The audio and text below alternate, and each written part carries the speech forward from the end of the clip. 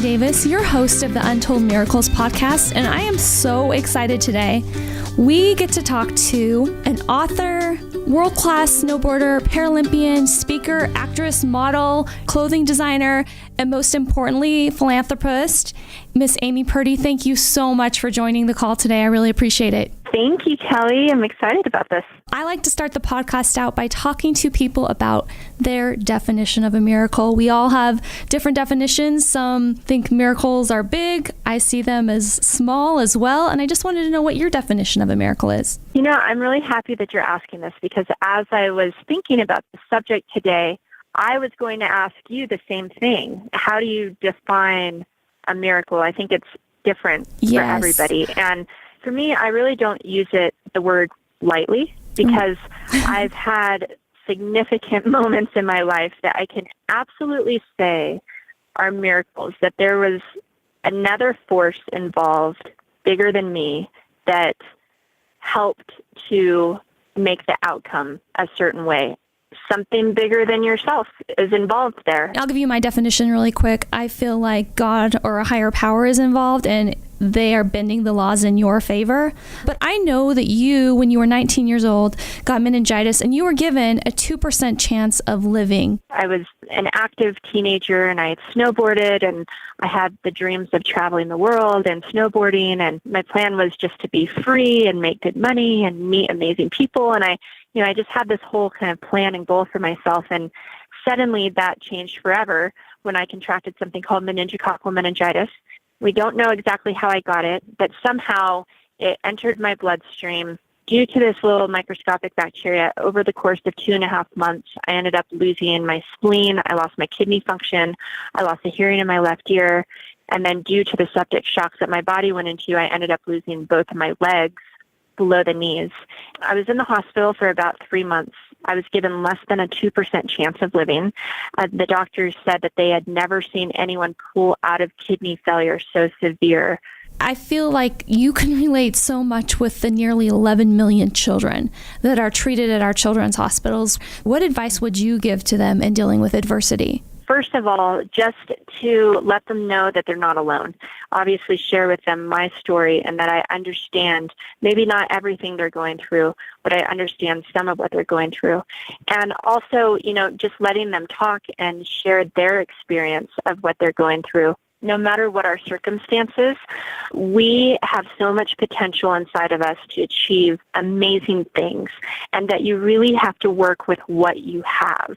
Don't let your circumstances stop you, but use them to be everything you can be. I was first introduced to you a couple years ago when I was in Washington, D.C. listening to Oprah on her tour, and you walk out on the stage in this beautiful green dress, and you give us the message that if your life were a book and you were the author, how would you want the story to go? Here I was 19 years old. I lost my leg. I kind of had this idea I would get my new legs and just go, and that wasn't the case at all. I got my new legs. They were ugly. They hurt. They were confining. I couldn't imagine what my life was going to be like in these legs. Like, that's when the reality hit me. It was at this time that I realized that kind of in order to move forward with my life, I had to let go of what I thought my life was going to be like. And I had to somehow embrace this new life. I mean, I had to make the choice to move forward and not hang on to the past.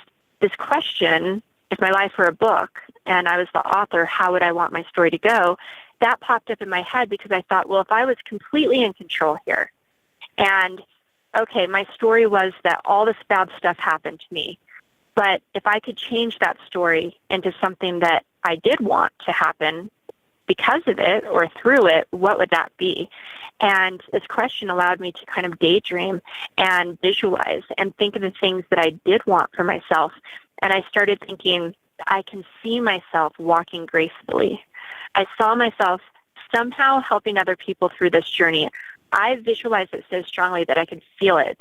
Like I could feel my heart beating out of my chest. I could feel the wind against my face. I visualized it so strongly that I believed in that moment that I don't know how this is going to happen, but I believe that it is going to happen. Kind of accepting your situation and having faith that it's going to be okay. And I think that acceptance part is a big thing rather than fighting against what our reality is. Right. Exactly. And it's, there's something so calming about it. And that faith can be religious, or it can be just in a higher power, or in, the belief that the universe or destiny has a plan for us. It can mean whatever you need it to mean. But for me, just to kind of, it allows me to kind of hand over the control and say, for some reason this is happening, and I have to believe that there's a reason for it, and I have to believe that I'm going to be okay. And then I can just relax and let the process happen and not be so scared. To read more about CMN Hospital's spokesperson Amy Purdy, pick up a copy of the May Costco Connections magazine. Costco is raising funds for CMN hospitals throughout the month of May at more than 660 locations across North America. Costco, thank you for your amazing support. You talk about feeling into being. And did you ever imagine that you would be competing on Dancing with the Stars in the finals in front of millions of people? Did you ever see that as a dream for yourself when you were visualizing? I had these kind of abstract visions, but I never in a million years could have visualized myself being on Dancing with the Stars. When I watched you dance, you just knew that anything is possible, and you can do it with grace, and you can do it with love, and you can change people. Well, thank you. And I believe that it was a divine kind of intervention that allowed me to be on that show as well, because going into it, I never could have imagined that would be the effect, that would change my life and so many others around the world. It was unbelievable. I did a thank you to the producers of Dancing with the Stars, because they actually believed in me enough to reach out to me and give me the opportunity. Right. And through that, I discovered what I was capable of doing, and was able to share that with so many viewers around the world. For our parents that have these children in the hospitals, what would you say to them? What helped your parents? I'll tell you what, my parents took the brunt of all of it, really. It's such a different situation when you're the one in the hospital bed versus the people who are sitting around the hospital bed. So what would I say to parents? I'm not sure if I'd have a specific message, because I'm not in their shoes. Our worst case scenarios happened, and life's better than I ever could have imagined. To just believe in the possibilities. Believe in the possibilities. And in Amy's case, the worst case scenario happened, and she still has a life beyond her imagination. What's the best way to show someone love in that situation? I mean, just being there for them and just listening to them. And you can even say, I don't understand what you're going through because I've never been through it, but I'm here for you, and anything you need from me.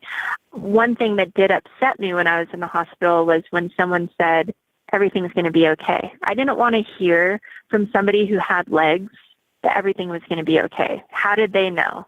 It was better for me to have people who were just there, who were honest with the fact that they didn't know if things were going to be okay, but they were going to be there for me regardless.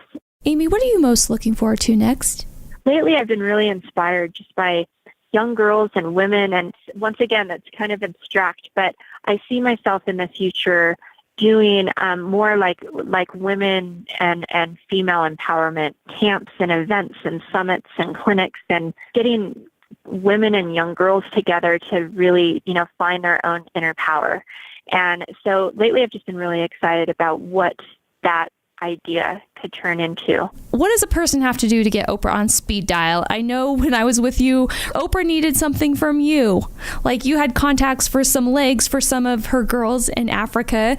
And so what does that feel like to be on Oprah's speed dial? Incredibly surreal. I was brushing my teeth, and it was actually her assistant who called me, but she was sitting with Oprah. So she's like, "Oh, hey, me, it's Amy. I'm with Oprah. Are you busy?" And I spit my toothpaste out real fast, and I was like, "No, I'm great, all good. It's like perfect timing." It's great.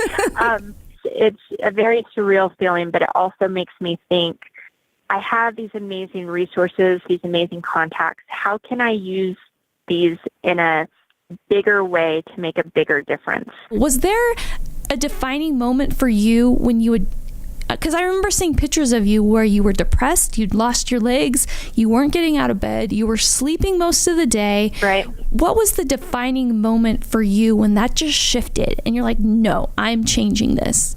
I mean, it was that question that I asked myself. If my life were a book and I was the author, how would I want the story to go? It was that moment that became a defining moment for me, because it put me in control. I was in this out of control situation, but all of a sudden I did have control, because I can change my story. I can change the outcome of my story. I might not have been able to change the beginning, but I can change the ending. If somebody had said early on that I was going to lose my legs, lose my health, lose the life that I knew, I would have said there's no way I'd be able to do that. I would have believed there is no way that I have the strength to overcome that. You just don't really know your own power until you're forced to use it. Well, I think I read that you said you wouldn't want your legs back, right? If you had the opportunity? Yeah, because my life has been so amazing and fulfilling and challenging, but accomplishing. And it's given me, I guess I'm motivated by challenge, because I'm always challenged with my legs. I want to do something, whether it's dancing, like Dancing with the Stars, or whether it's improving on my snowboard skills.